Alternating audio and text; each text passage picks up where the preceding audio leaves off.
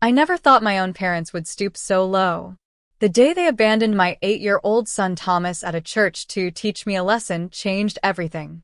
All because I refused to give my irresponsible brother $30,000 for his foolproof investment scheme. Family is supposed to protect each other, not use innocent children as pawns in their twisted games.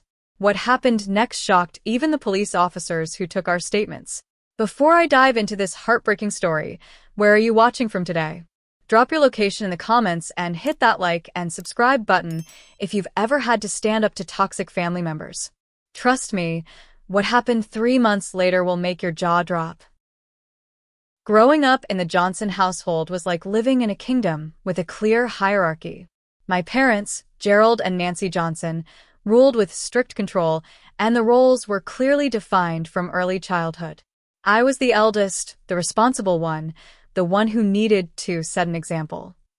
My younger brother Ethan, however, was the golden child, the cherished prince who could do no wrong.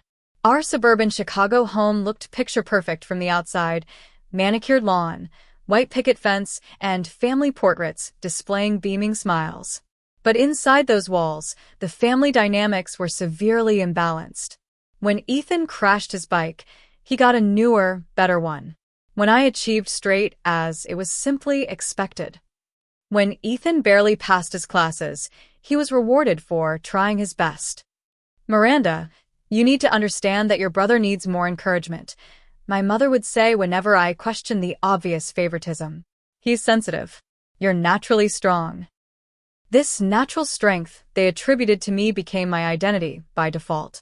I learned early that I couldn't rely on my parents for emotional support, so I became fiercely independent. While other teenagers were rebelling, I was working part-time jobs, saving money, and planning my escape through education. By some miracle, or perhaps through sheer determination, I secured a scholarship to study graphic design at a prestigious university. My parents' reaction? "That's nice, but are you sure that's practical? Ethan is thinking about business school." Despite their lukewarm support, I thrived in college. My design portfolio won awards, and I secured internships that eventually led to job offers. Meanwhile, Ethan dropped out of 3 different colleges, each time with a different excuse, and each time bailed out financially by our parents. It was during my final year of college that I met Robert Anderson. He was studying architecture, and we met when his department collaborated with mine on a campus renovation project. Robert was everything my family wasn't: supportive, encouraging, and genuinely proud of my accomplishments. We dated for 2 years before getting married in a small ceremony that my parents attended with forced smiles and Ethan didn't show up to at all. Robert and I built a life together based on mutual respect and support. When we decided to have a child, it felt like we were creating the family we both deserved. Thomas came into our world 8 years ago, bringing joy I never thought possible. My parents finally seemed interested in my life, but only through their new role as grandparents. Then tragedy struck. 2 years ago, Robert was involved in a construction site accident. A structural failure that should never have happened took his life instantly. The world I had carefully built came crashing down around me and 6-year-old Thomas. Grief threatened to swallow me whole, but Thomas needed me. So I pushed through the pain, working twice as hard to maintain our graphic design business while being both mother and father to our son. My parents offered minimal support, occasional babysitting, and obligatory holiday invitations, while focusing most of their energy and resources on Ethan's latest ventures. Despite everything, I maintained a strained relationship with my parents for Thomas's sake. He deserved to know his grandparents, and they seemed to genuinely care for him, even if their love came with conditions I couldn't quite articulate. Meanwhile, Ethan's pattern of financial irresponsibility continued into adulthood. There was the food truck venture that lasted 3 months, the revolutionary app that never made it past the concept stage, and the house-flipping business that flopped spectacularly. Each failure was cushioned by our parents' financial support, draining their retirement savings bit by bit. Family gatherings became increasingly tense affairs. While Thomas played innocently, oblivious to the undercurrents, I would overhear snippets of conversations about Ethan's next big thing. My parents aged visibly with each passing year, the stress of supporting their middle-aged son taking its toll. You could help your brother, my father mentioned during last Thanksgiving as we washed dishes. You're doing well with your business. Dad, I'm a single mom running a small design studio. I'm not a bank, I replied, trying to keep my voice level. Family helps family, Miranda. You've always been so selfish with your success. I let the comment slide, as I had countless times before. For Thomas's sake, I smiled through the tension, never imagining how quickly things would deteriorate in the coming months. It was a rainy Tuesday afternoon when Ethan showed up unannounced at my home office. Thomas was at school, and I was in the middle of a deadline for an important client. My brother's unexpected appearance, complete with designer clothes that I knew he couldn't afford, immediately set off warning bells. Miranda, my favorite sister, he exclaimed, arms wide for a hug I reluctantly returned. I'm your only sister, Ethan, I pointed out, gesturing toward the kitchen. Coffee? I've got about 20 minutes before my next call. Ethan followed me, chatting about inconsequential things, the weather, a movie he'd seen, asking about Thomas, but I could sense the familiar build-up to something bigger. My brother never visited without wanting something. So, he finally said after settling at my kitchen island with a mug of coffee, I've got an amazing opportunity one wanted to share with you first, before I take it to my usual investors. I raised an eyebrow. Usual investors? You mean mom and dad? He waved dismissively. This is different. This is guaranteed success. Cryptocurrency is the future, Miranda, and I got inside information on a new coin that's about to explode in value. For the next 15 minutes, Ethan outlined what he called a once-in-a-lifetime opportunity to invest in a new cryptocurrency called Secure Coin. According to him, this revolutionary digital currency would triple in value within 6 months, possibly sooner. I just need some startup capital, he explained, sliding his phone across the counter to show me charts and projections that meant nothing to me. $30,000 should do it. I nearly choked on my coffee. $30,000? Ethan, that's insane. It's an investment, not a gift, he insisted, his tone shifting from enthusiastic to defensive. I'll pay you back with interest in 6 months. $50,000 guaranteed. And if it fails like your other ventures? I asked, already knowing the answer. His face darkened. It won't fail. I've done my research. These guys are legitimate, and they're only taking a limited number of investors. These guys? Who exactly are you working with? Ethan's vague explanation about industry experts and crypto pioneers only increased my skepticism. That evening, after he left with promises to send me more information, I did my own research. What I found confirmed my suspicions. Secure Coin had all the hallmarks of a potential scam, with anonymous founders and promises of returns that defied market logic. The next day, Ethan called repeatedly until I answered. So? Are you in? He asked, bypassing any greeting. I'm sorry, Ethan, but I can't loan you that kind of money, I said firmly. Everything I've found about Secure Coin raises red flags. I think you should reconsider. What followed was a tirade of accusations. I was selfish, unsupportive, and jealous of his potential success. When emotional manipulation didn't work, he switched to threats. Fine. I'm going to tell mom and dad how you refuse to help family when you have the means. You've always been their disappointment anyway. Ethan, I'm a single mother with a mortgage and a business to run. Robert's life insurance went into Thomas's college fund. I don't have $30,000 to gamble on your latest scheme. He hung up without responding, and the fallout was immediate. My phone rang that evening. My parents, their voices heavy with disappointment. Miranda, how could you refuse to help your brother? My mother began without preamble. Mom, it's a questionable investment at best, a scam at worst. I'm trying to protect him and you. We've always known you were jealous of Ethan, my father interjected. But to sabotage his chance at success? That's a new low. Over the next few days, the calls continued, each one more accusatory than the last. I stood my ground, even offering to help Ethan review legitimate investment opportunities instead. My suggestions fell on deaf ears. The final conversation happened exactly 1 week after Ethan's initial visit. My father called, his voice cold and threatening. Your mother and I have decided to help Ethan ourselves. We're taking a second mortgage on our house because that's what family does. We support each other. Dad, please reconsider. I've looked into this company and… We don't need your advice, he interrupted. But remember this, Miranda. Family takes care of family. You've chosen to abandon your responsibilities to this family, and there will be consequences. You'll learn your lesson. The line went dead, and I stared at my phone in disbelief. The threat seemed hollow. What consequences could there possibly be for refusing to loan money I didn't have for an investment I believed was fraudulent? I dismissed it as typical emotional manipulation and focused on my work and Thomas. Little did I know that their idea of consequences would involve my innocent child. The school dismissal bell had rung 20 minutes ago. I stood outside Thomas's elementary school, my heart racing faster with each passing minute. The playground had emptied, the crossing guard was preparing to leave, and there was still no sign of my son. Mrs. Anderson?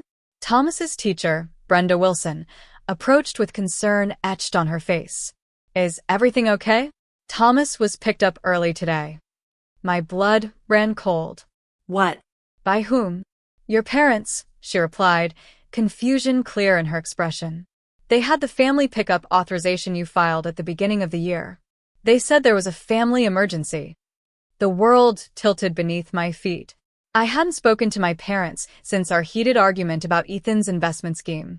Why would they pick up Thomas without telling me? I called my parents repeatedly as I drove home, hoping to find them and Thomas there. No answer. Their house? No answer. My calls went straight to voicemail.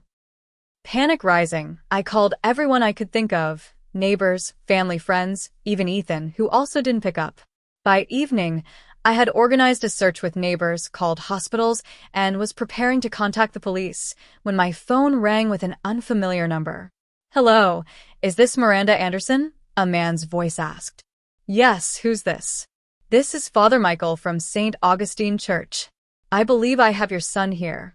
The 15-minute drive to the church was the longest of my life. Racing through the doors, I found Thomas sitting in a small office, a kind-looking priest beside him, and a female church volunteer providing him with hot chocolate. Mommy, Thomas cried, running into my arms. I held him tight, tears streaming down my face. Are you hurt? Are you okay? I asked, checking him over frantically. I'm okay, he whispered. But Grandma and Grandpa said you didn't want me anymore. They said you chose money over family, and that I had to stay here until you learned your lesson.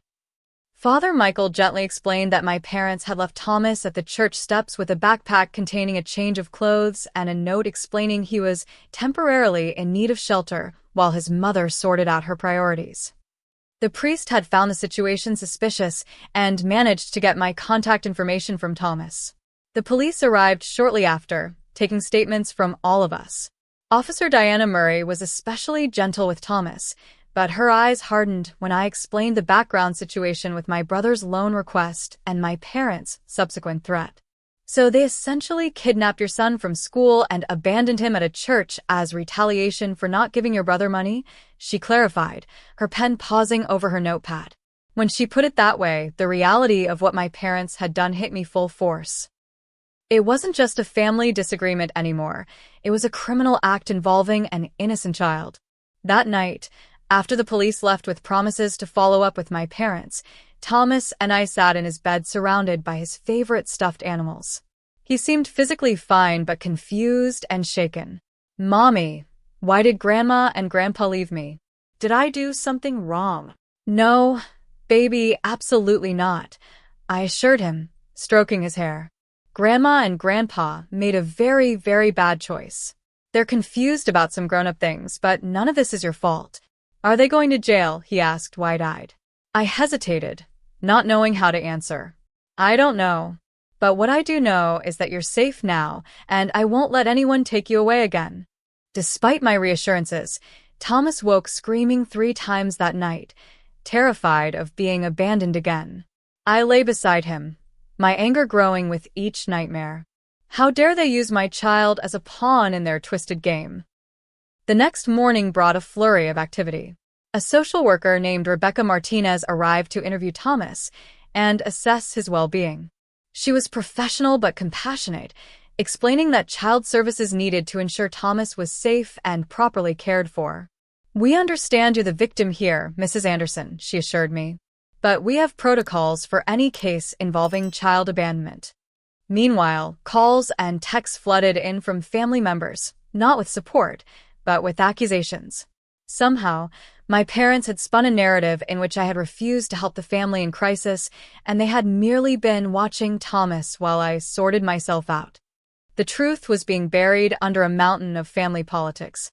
My best friend Alicia Thompson arrived without being asked, bringing groceries and offering to help with Thomas, while I dealt with the authorities. "This is insane, Miranda," she said as she made us lunch. "Have your parents lost their minds?" "Apparently," I replied, scrolling through my phone to discover I'd been blocked by my parents, Ethan, and several extended family members on all social media platforms. "They've completely cut me off and are spreading who knows what lies about me. What can I do to help?" Alicia asked. "Just being here helps," I told her honestly. "I need to find a lawyer and probably a therapist for Thomas. And myself." By the week's end, I had secured the services of attorney Patricia Hernandez, who specialized in family law, and had scheduled appointments for Thomas with Dr. Wesley Bennett, a child psychologist recommended by the school counselor. The financial strain was immediate. Legal fees, therapy costs, and reduced work hours as I focused on Thomas's well-being quickly depleted my emergency savings. But the emotional cost was even higher. Thomas had become clingy and anxious, afraid to go to school or let me out of his sight. One unexpected bright spot emerged from the darkness. Thomas's school community rallied around us. His teacher organized a meal train, the principal implemented additional security measures for pickup, and parents I barely knew offered playdates and support. Similarly, my clients showed remarkable understanding. When I explained I needed flexible deadlines due to a family emergency, most responded with compassion rather than frustration. "Take care of your boy," my largest client wrote. "The work can wait." As the initial shock began to fade, the painful reality set in. My parents, the people who should have been our strongest supporters, had committed an unforgivable act. They had traumatized their own grandson to punish me for not funding Ethan's scheme.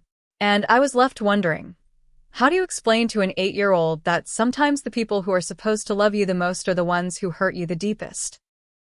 The courthouse loomed large and imposing as I clutched Thomas's therapy appointment card in my hand. Attorney Patricia Hernandez had called an emergency meeting to discuss filing formal charges against my parents. The weight of the decision pressed on my chest like a stone.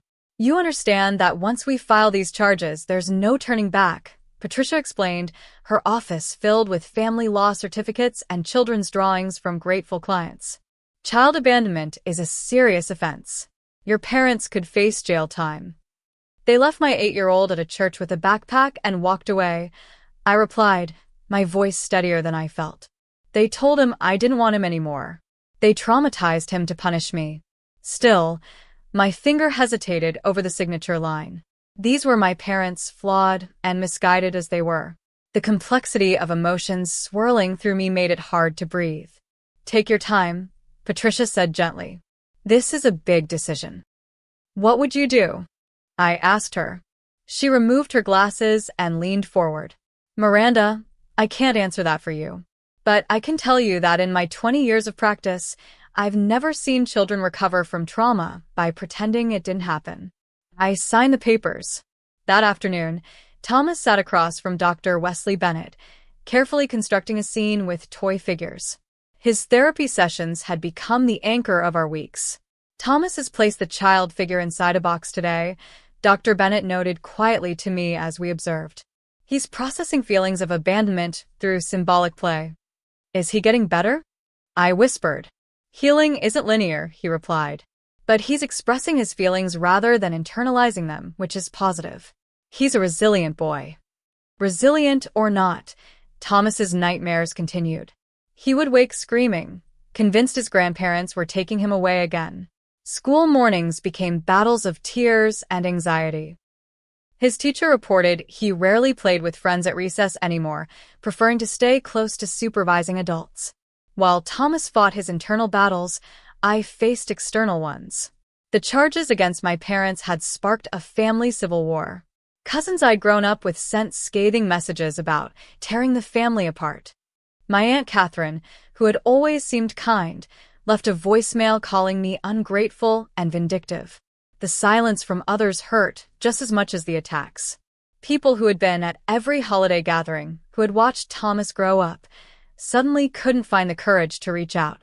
Then came an unexpected ally. My father's sister, Aunt Helen, whom I'd rarely seen since childhood due to some old family rift, called me out of the blue. "Miranda, it's Helen. I heard what happened through the grapevine, and I wanted you to know you're doing the right thing." We met for coffee the next day, and Helen revealed generations of toxic family patterns I'd never known about. "Your father was the golden child too," she explained. "Our parents drained their savings supporting his failed ventures while telling me I needed to stand on my own 2 feet. Sound familiar?" "Too familiar," I admitted. "I cut contact after they refused to help with my husband's medical bills, but gave your father money for a boat the same month. Best decision I ever made." She reached across the table and squeezed my hand. Breaking the cycle is hard, but necessary. Helen's support fortified me for what came next, the first court appearance. Walking into the courtroom and seeing my parents sitting with their lawyer felt surreal. They looked smaller somehow, older, but their expressions showed no remorse. My mother wouldn't meet my eyes.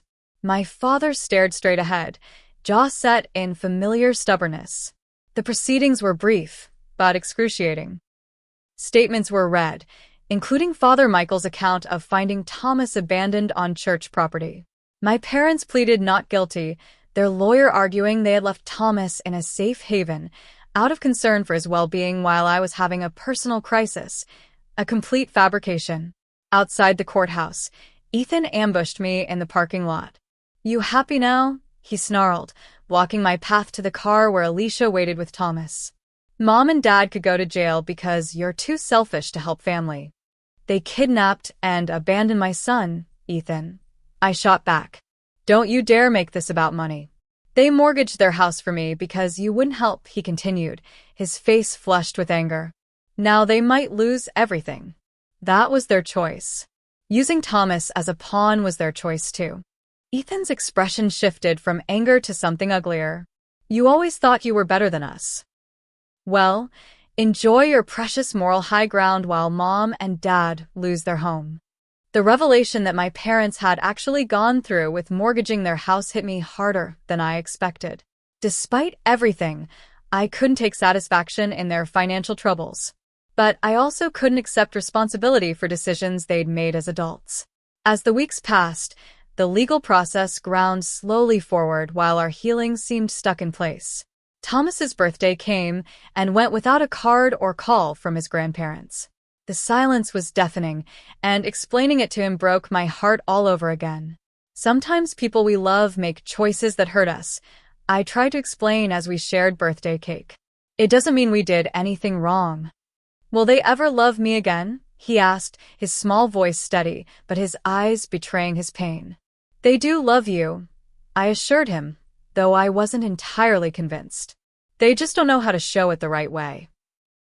The stress took its toll on all aspects of our lives. Anonymous calls in the middle of the night. A brick through our living room window with a note calling me a family destroyer.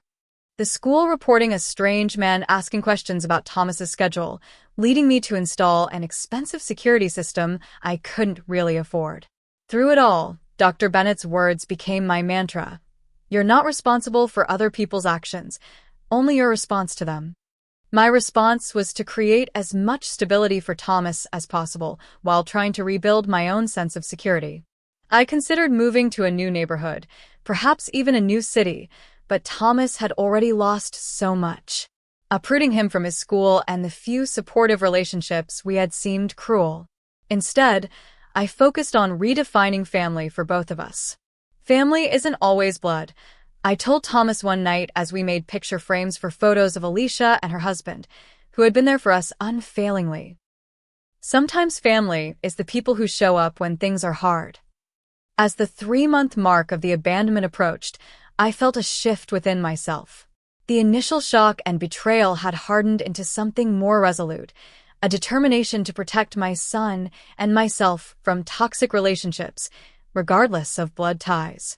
I was no longer waiting for my parents to recognize their wrong and make amends.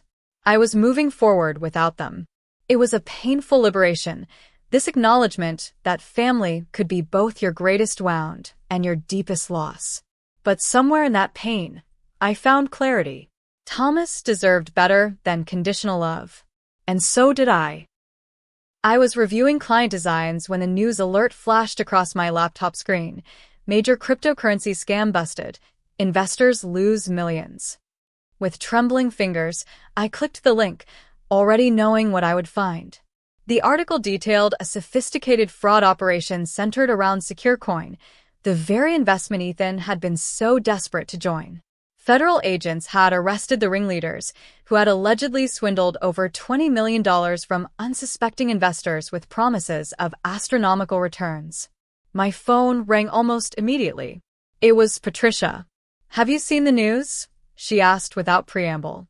"I'm looking at it now," I replied, scanning the article for any mention of Ethan's name. "The FBI wants to speak with you," she continued. "Apparently your brother's name has come up in their investigation." My stomach dropped. As a victim or a perpetrator? They wouldn't say over the phone. "They're sending an agent tomorrow morning." The next day, Agent Marcus Reynolds sat at my kitchen table, his manner professional but not unkind. "To be clear, Mrs. Anderson, we're investigating the activities of SecureCoin's operators. Your brother, Ethan Johnson, appears to have been a mid-level recruiter, bringing in new investors for a commission." The realization hit me like a physical blow. So, he wasn't just investing himself. He was recruiting others? Including me? "We believe so. The $30,000 he attempted to secure from you would have qualified him for a higher commission tier." Agent Reynolds flipped through his notes. "Did he mention specific return percentages? Guarantees of profit?" I nodded, recalling Ethan's enthusiastic pitch. He promised it would triple in 6 months. "Classic red flag," the agent noted. "No legitimate investment can guarantee those returns." After answering the FBI's questions, I sat in stunned silence. Ethan hadn't just been duped, he had actively participated in duping others. Had my parents known? Had they given him their house equity, knowing it was for a scam? My questions were partially answered the following week when Patricia called with news. "Your parents' house is in foreclosure," she said. "Apparently, they missed several mortgage payments." "The money they gave Ethan," I breathed. "Likely. Miranda, this doesn't change anything legally regarding Thomas, but I thought you should know." I thanked her and hung up, conflicted emotions swirling within me. Part of me felt vindicated. Their choice to support Ethan's scheme had consequences, just as they'd warned me about consequences for not helping family. But another part felt a deep sadness for the spiral of poor decisions that had led to this point. 2 days later, a knock at my door revealed my father standing on the porch, looking haggard and aged beyond his years. "Dad," I said, automatically stepping forward before catching myself. Thomas was at a playdate with Alicia's son, thankfully not home to witness this unexpected visit. "Miranda," he replied, his voice lacking its usual authoritative tone. "May I come in?" Against my better judgment, I let him in, leading him to the living room but deliberately choosing separate seats. "What do you want?" I asked, not bothering with pleasantries. He looked around, taking in the home I'd built with Robert, now maintained alone. "The bank is taking the house," he said finally. "Your mother is staying with your cousin Susan for now." "I heard," I replied, waiting for whatever came next. "It wasn't supposed to happen like this," he continued, staring at his hands. "Ethan assured us the investment was solid. Time-sensitive. A sure thing." "Nothing is a sure thing, Dad. Especially not when it promises to triple your money in 6 months." He looked up sharply. "You knew it was a scam, didn't you? That's why you wouldn't give him the money." I suspected it was too good to be true, yes. I tried to warn you.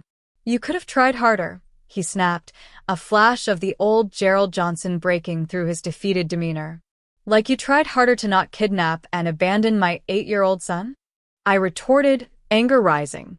What are you really doing here, Dad? His shoulders slumped. We need help, Miranda. Your mother and we don't have anywhere to go. The audacity of the request left me momentarily speechless. After everything they'd done, they expected me to take them in? You left my son, your grandson, alone at a church. You told him I didn't want him anymore. He still has nightmares. And now you want my help. We made a mistake, he admitted, though his tone suggested he considered it a minor error in judgment rather than a traumatic act of cruelty. We were desperate. Ethan convinced us his opportunity would solve everything if we just invested enough. A mistake, I echoed incredulously. A mistake is forgetting to pick someone up. A mistake is burning dinner. What you did was calculated emotional abuse of an innocent child. We're still your parents, Miranda, he said, his voice hardening. After everything we've done for you. Done for me, I interrupted. What exactly have you done for me that wasn't also done twice over for Ethan? When Robert died, you babysat Thomas twice. Twice, Dad. I was a widowed mother trying to keep a business afloat, and you were too busy funding Ethan's food truck to help. The front door opened and Thomas's voice called out, Mom, I'm home. Before he appeared in the living room doorway with Alicia behind him, her expression changing from cheerful to concerned as she assessed the situation. Thomas froze when he saw his grandfather, his small body tensing visibly. Grandpa. The fear in my son's voice crystallized everything for me. Dad, you need to leave. Now. Thomas, come give your grandpa a hug, my father said, ignoring me completely. Thomas backed away, moving closer to Alicia. No thank you, he whispered. My father's face darkened. See what you've done? Turned him against his family. Alicia, could you take Thomas to his room for a minute? I asked, my voice deadly calm. Once they were gone, I turned back to my father. You did this. Not me. You destroyed his trust when you abandoned him. And now you have the nerve to blame me? Your mother and I need somewhere to stay, Miranda. Just until we figure things out. No, I said firmly. I'll not bring that toxicity back into our lives. Thomas deserves better. I deserve better. So, you'll abandon your own parents? After all we've sacrificed for this family?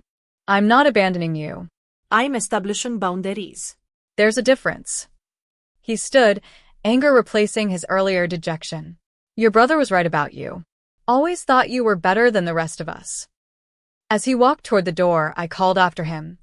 Dad, I do hope you and Mom land on your feet. But it won't be by using me or Thomas ever again. After he left, I sat with Thomas, explaining as best I could that sometimes adults make bad choices when they're scared or angry. Like when I hit Joey last year when he took my action figure? Thomas asked.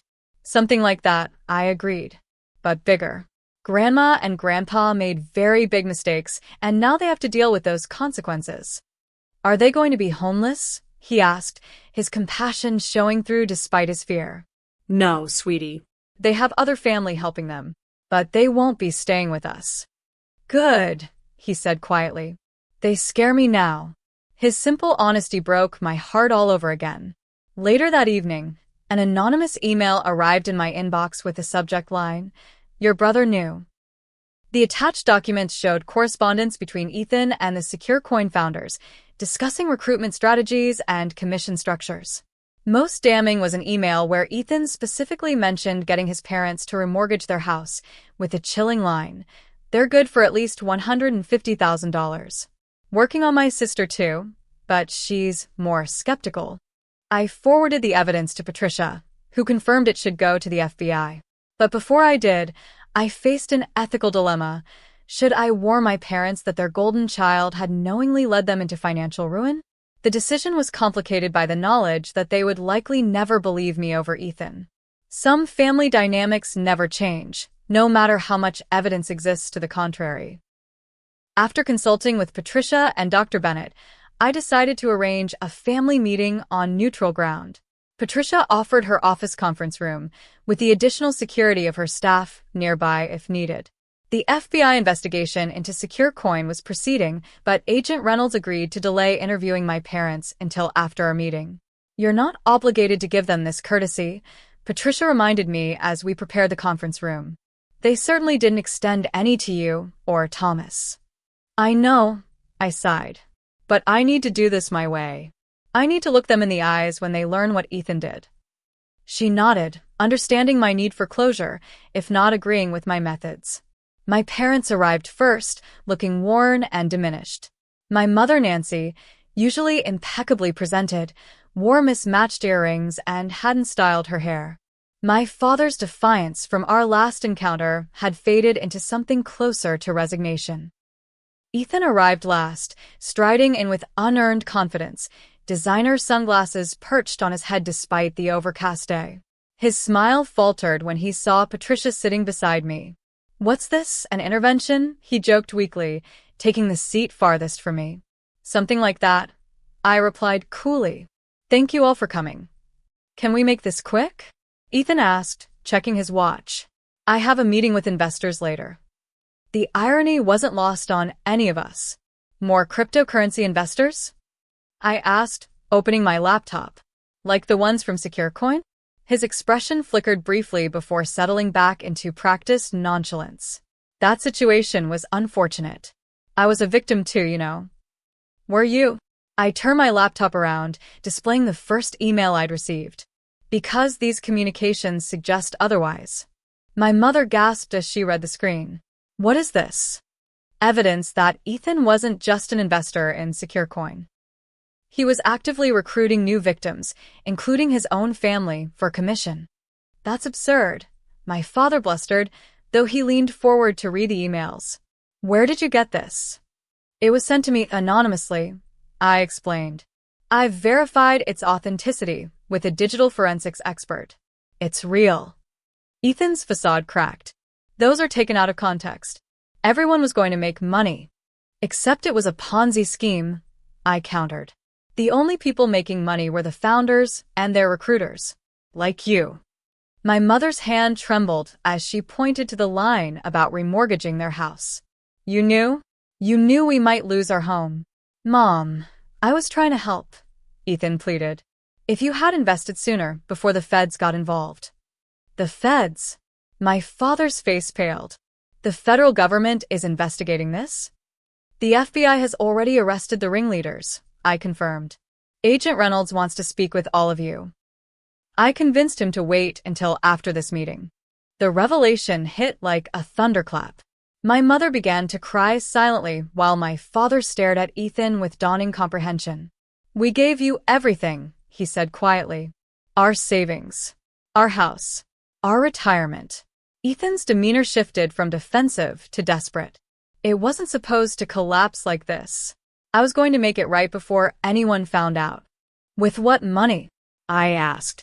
"The money you were trying to get from me? More victims?" He had no answer for that. My father turned to me, his expression unreadable. "Why are you showing us this? To gloat? To say, 'I told you so'?" "No," I said firmly. "I'm showing you this because despite everything, you're still my parents. You deserve to know the truth before the FBI interview. And because I wanted you to understand that when I refused to give Ethan money, I was trying to protect all of us, including him." "So what now?" my mother asked, dabbing at her eyes. "Are we supposed to thank you for this revelation?" Her bitterness stung, but didn't surprise me. Decades of family dynamics wouldn't change in one meeting. "Now we discuss how we move forward," I said, straightening my shoulders. "I've prepared a document outlining my terms for any future relationship between us and Thomas." I distributed copies of a simple agreement Patricia had helped me draft. It outlined basic expectations: no unsupervised contact with Thomas until he personally requested it, family therapy with Dr. Bennett before any regular visitation could resume, a formal apology to Thomas, and their cooperation with the FBI investigation. "This is ridiculous," my father scoffed, pushing the paper away. "We don't need your permission to see our grandson." "Actually, you do," Patricia interjected professionally. Given the documented abandonment, any court would grant Miranda full discretion over contact between you and Thomas. You're punishing us for one mistake, my mother protested. It wasn't a mistake, I corrected her. It was a choice. A deliberate choice to use an innocent child as a weapon. And it wasn't just one incident. It was the culmination of a lifetime of choices that prioritized Ethan over everything, including your own financial security and Thomas's emotional well-being. I took a deep breath before continuing.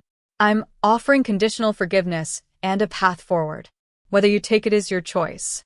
But understand this, I will never again allow Thomas to be collateral damage in this family's dysfunction. My father stood abruptly. We're not signing this.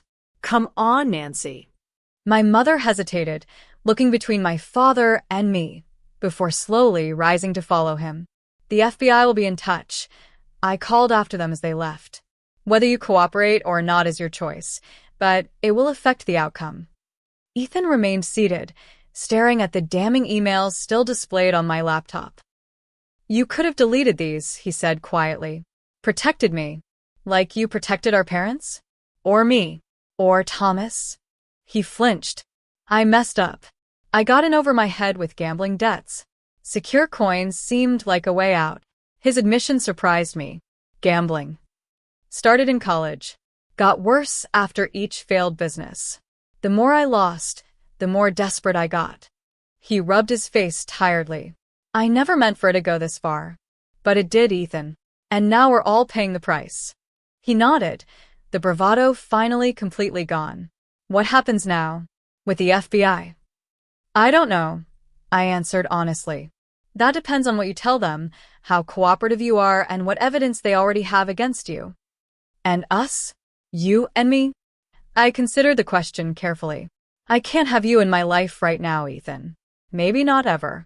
But I'll help you get treatment for your gambling addiction if you want it. That's all I can offer. He seemed about to argue, then deflated. I'd like that. The treatment, I mean. As he stood to leave, there was a commotion in the hallway. Agent Reynolds appeared at the door with two other agents. Ethan Johnson, he asked formally. Ethan nodded, resignation washing over his features. We have some questions regarding your involvement with secure coin operations. Would you mind coming with us? I watched as my brother was escorted out, not in handcuffs, but clearly not free to refuse. The last glimpse I had of him was a backward glance, part apology, part accusation, before the door closed behind him. Patricia placed a hand on my shoulder. You did what you had to do. For Thomas and yourself. I nodded, emotions too complex to name swirling within me. It wasn't victory I felt, or even vindication. It was something closer to grief, mourning the family I thought I had, while accepting the reality of the one I actually did. 6 months after the confrontation at Patricia's office, Thomas and I stood in the living room of our new home, surrounded by half-unpacked boxes and the promise of fresh starts. We hadn't moved far, just enough to feel like a new chapter while keeping Thomas at the same school with his supportive friends and teachers. Can I put my space posters up in my new room? Thomas asked, already looking more relaxed than he had in months. Absolutely, I smiled. And maybe we can add some new ones too.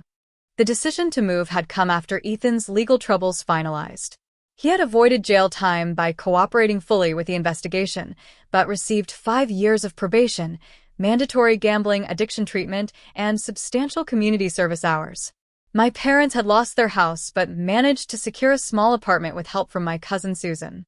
As for their relationship with Thomas and me, progress had been glacially slow. They had refused the family therapy sessions initially, still maintaining they had done nothing truly wrong. But as Ethan's legal situation unfolded and the full extent of the secure coin scam became public, their position became increasingly difficult to defend. 3 months after our confrontation, my mother had reached out hesitantly, asking if she could send Thomas a birthday card. It was a small step, but significant. The card arrived with no manipulation or guilt-tripping, just a simple message of love and a modest gift card.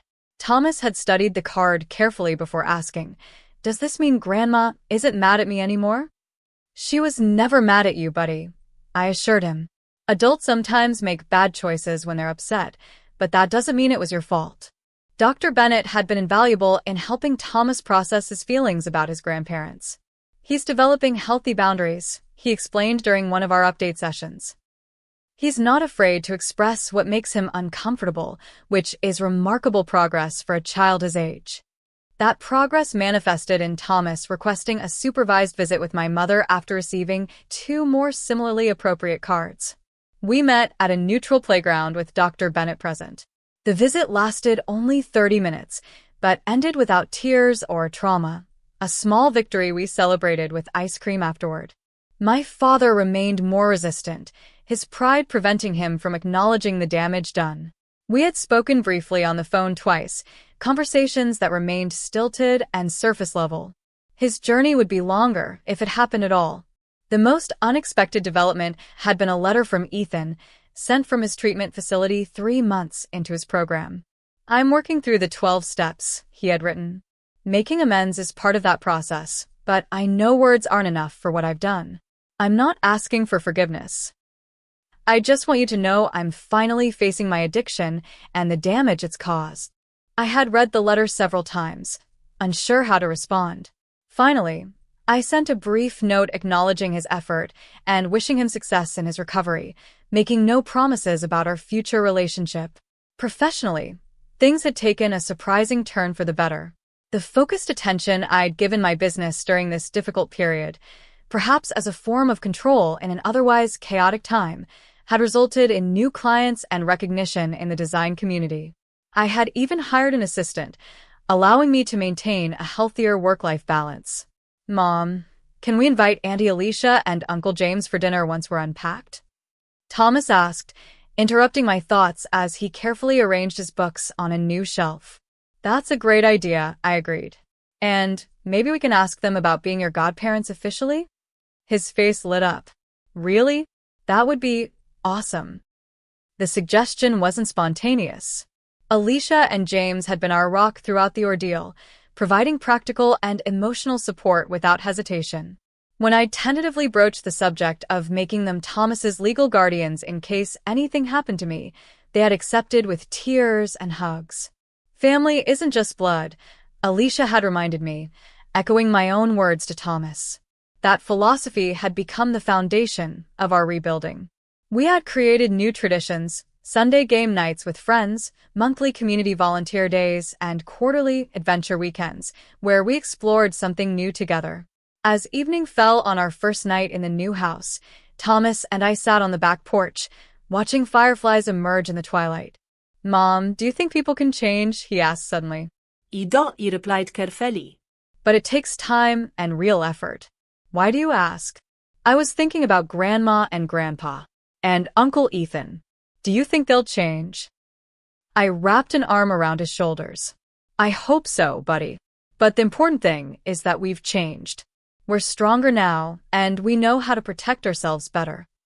And we have our chosen family, he added, using the term Dr. Bennett had introduced. Exactly. People who love us for exactly who we are, not what we can do for them. As Thomas drifted off to sleep that night in his new room, surrounded by half-unpacked boxes and space posters, I reflected on our journey. The past 9 months had been the most challenging of my life, but also the most clarifying. I had learned that standing firm in the face of manipulation wasn't selfish. It was necessary. That boundaries weren't punishments, but protections. That family could be both your deepest wound and your greatest healing, depending on who you included in that definition. Most importantly, I had shown Thomas that love doesn't require sacrificing your self-respect or safety. That lesson alone was worth every painful moment of our ordeal. 2 weeks after moving in, we hosted a housewarming gathering. Alicia and James, neighbors from our old community, colleagues who had become friends, Thomas's teacher Brenda, Dr. Bennett and his wife, even Aunt Helen, who had become a regular presence in our lives. The house filled with laughter and genuine warmth. As I looked around at the faces of our chosen family, I felt a sense of peace I hadn't experienced in years. The journey wasn't over. Healing rarely follows a neat timeline, but we were moving forward on our own terms, surrounded by people who truly had our best interests at heart. And that, I realized, was the greatest lesson in all of this. True family protects each other, supports each other, and loves without conditions or manipulation. Sometimes you're born into that kind of family. And sometimes, like Thomas and me, you have to build it yourself. I'm curious what you would have done in my situation. Would you have pressed charges against your parents for abandoning your child? Would you have given your brother the money he asked for? Share your thoughts in the comments below, and if you found this story meaningful, please like and subscribe to hear more real-life experiences. Remember, sometimes creating boundaries isn't about cutting people off. It's about protecting what matters most. Thank you for listening to our journey, and I hope it helps anyone facing similar family challenges.